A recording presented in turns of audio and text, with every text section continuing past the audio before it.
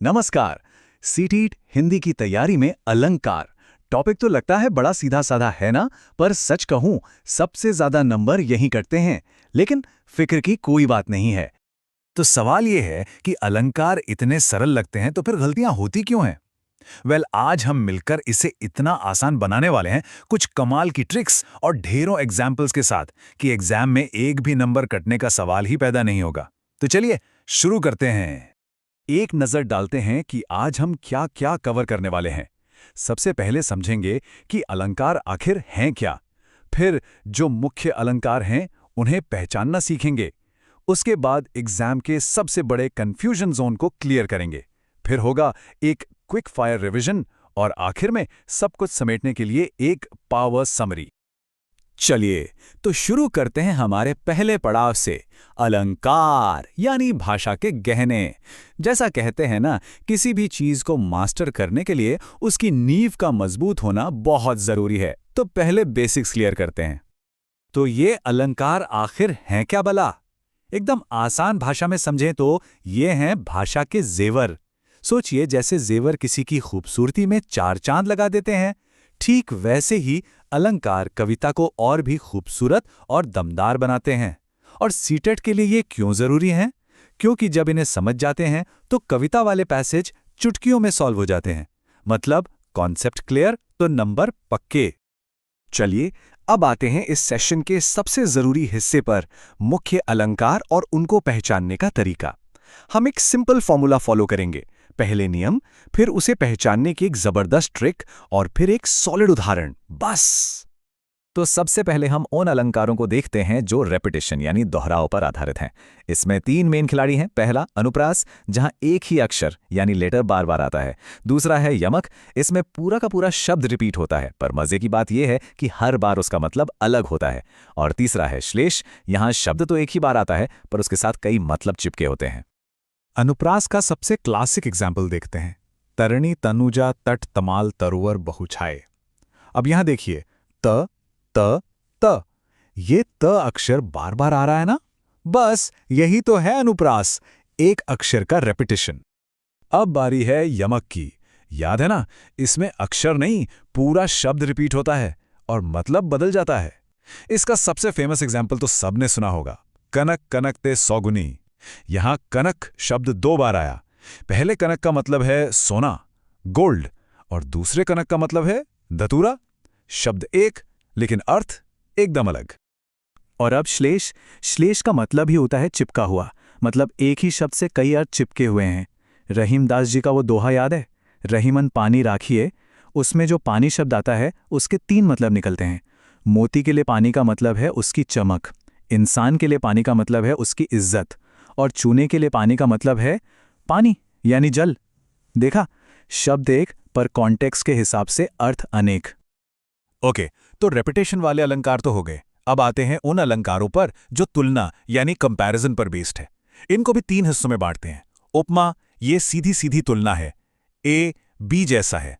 फिर आता है रूपक, ये गहरी तुलना है, यहां ए ही बी है। और तीसरा है उत्प्रेक्षा, ये कल्पना वाली तुलना है, मानो ए बी हो। तो देखिए कैसे कंपैरिजन के लेवल बदलते जाते हैं। और अब इनको पहचानने की सबसे जबरदस्त ट्रिक, ये तो समझ लीजिए कि एक तरह का चीट कोड है। अगर आपको लाइन में सा, सी, से, सम या सरिस जैसे शब्द दिखें तो वो उपमा है। अगर दो शब्दों के बीच में एक छोटा सा डैश, योजक चिन्ह लगा हो तो बहुत ज्यादा चांस है कि वो रूपक है। और अगर आपको मनु, मानो, मनहू, जनू या जानो जैसे शब्द मिल जाएं तो आंख बंद करके उत्प्रेक्षा पर टिक कर दीजिए। ये शब्द तो बस रट लीजिए। चलिए ट्रिक को एक्शन में देखते हैं। उपमा का उदाहरण है, पीपर पात सरिस मन डोला। पकड़ा आपने, यहां आ गया शब्द सरिस। इसका मतलब है के जैसा, यानी मन जो है वो पीपल के पत्ते के जैसा डोल रहा है। एकदम सीधी साधी तुलना। अब रूपक को देखिए, मैया मैं तो चंद्र खिलौना ले हूं। यहां चंद्र सा खिलौना नहीं चाहिए, नहीं, यहां तो चंद्रमा ही खिलौना चाहिए। देख रहे हैं, यहां चांद और खिलौने को एक ही मान लिया गया है, उनमें कोई अंतर ही नहीं है। यही है रूपक। और अब बारी है उत्प्रेक्षा की, जहां तुलना नहीं बल्कि कल्पना होती है। इमेजिनेशन। उदाहरण देखिए, मनहु नीलमणि सैल पर आतप पर्यो प्रभात। यहां पर वो हमारा कीवर्ड आ गया, मनहु। इसका मतलब है मानो। यहां सिर्फ कल्पना की जा रही है कि ऐसा लग रहा है मानो नीलमणि पर्वत पर सुबह की धूप पड़ रही हो। So it's an imagination. अब आते हैं सबसे मजेदार अलंकार पर, अतिशयोक्ति। अरे इसके तो नाम में ही इसका मतलब छिपा है। अतिशय उक्ति यानी किसी बात को बहुत बहुत ज्यादा बड़ा चढ़ाकर कहना। इसका बेस्ट एग्जाम्पल है, आगे नदियां पड़ी अपार, घोड़ा कैसे उतरे पार। राणा ने सोचा इस पार, तब तक चेतक था उस पार। मतलब राणा जी सोच ही रहे थे और चेतक नदी पार कर गया। जाहिर सी बात है, ये बात को बहुत एग्जैजरेट करके कहा गया है। यही अतिशयोक्ति है। तो हमने सारे मुख्य अलंकार तो समझ लिए, पर अब चलते हैं उस एरिया में जहां एग्जाम में सबसे ज्यादा कंफ्यूजन होता है। जी हां, परीक्षा का कंफ्यूजन जोन। यहाँ हम उन अलंकार की जोड़ियों को देखेंगे जो लगते तो भाई भाई हैं पर असल में होते नहीं। तो सबसे बड़ी टक्कर होती है यमक और श्लेष में। नियम एकदम सिंपल है। अगर शब्द रिपीट हो रहा है तो यमक, अगर शब्द एक ही बार आया है पर मतलब कई है तो श्लेष। दूसरा कंफ्यूजन होता है उपमा और रूपक में। यहां भी रूल क्लियर है। अगर सा, से, सरिस जैसे शब्द दिख रहे हैं तो वो उपमा है, और अगर ये शब्द नहीं है तो वो रूपक है। और अब एक गोल्डन रूल, ये समझ लीजिए कि ये मास्टर की है। अगर किसी भी लाइन में आपको मनु, मानो या जनु जैसे शब्द दिख जाएं, तो बाकी सब कुछ भूल जाइए। जवाब हमेशा आई रिपीट, हमेशा उत्प्रेक्षा ही होगा, चाहे वहां योजक चिन्ह लगा हो या कुछ और। ये शब्द सबसे पावरफुल इंडिकेटर हैं। बहुत अच्छे। अब जब सारे रूल्स और ट्रिक्स हमें पता चल गए हैं, तो समय है खुद को टेस्ट करने का। क्या आप तैयार हैं एक क्विक फायर रिवीजन के लिए? Let's see. चलिए, मैं लाइन बोलूंगा और मन में सोचिए कि कौन सा अलंकार है। पहली लाइन, चारु चंद्र की चंचल किरणें। क्या पकड़ा? च च च।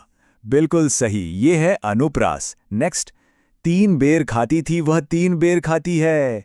यहां बेर शब्द 2 बार आया पर मतलब अलग अलग, तो ये हुआ यमक। तीसरा, मुख चंद्र सा सुंदर है। अरे यहां तो हमारा कीवर्ड सा आ गया, तो ये क्या हुआ? उपमा। एंड द लास्ट वन, चरण कमल बंदो हरिराई। यहां चरणों को ही कमल बोल दिया गया, तो ये है रूपक। फैंटास्टिक। क्या बात है। इस क्विक फायर राउंड के बाद तो कॉन्फिडेंस जरूर बढ़ गया होगा। तो चलिए सब कुछ फटाफट समेट लेते हैं एक अंतिम पावर समरी के साथ। ये आपकी अल्टीमेट चीट शीट है, जिसे एग्जाम से पहले बस एक नजर देखना है।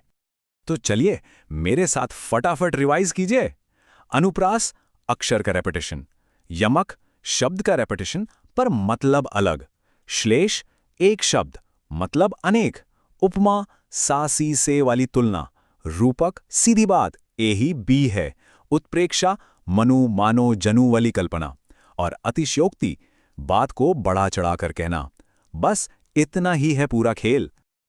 और आखिर में बस एक बात याद रखनी है, ग्रामर क्लियर तो सीटेट नियर। आज जो हमने साथ में मेहनत की है वो बस उसी एक पल के लिए है, जब एग्जाम में अलंकार का सवाल सामने आएगा और उसे पूरे कॉन्फिडेंस के साथ हल किया जाएगा। आपकी मेहनत जरूर रंग लाएगी।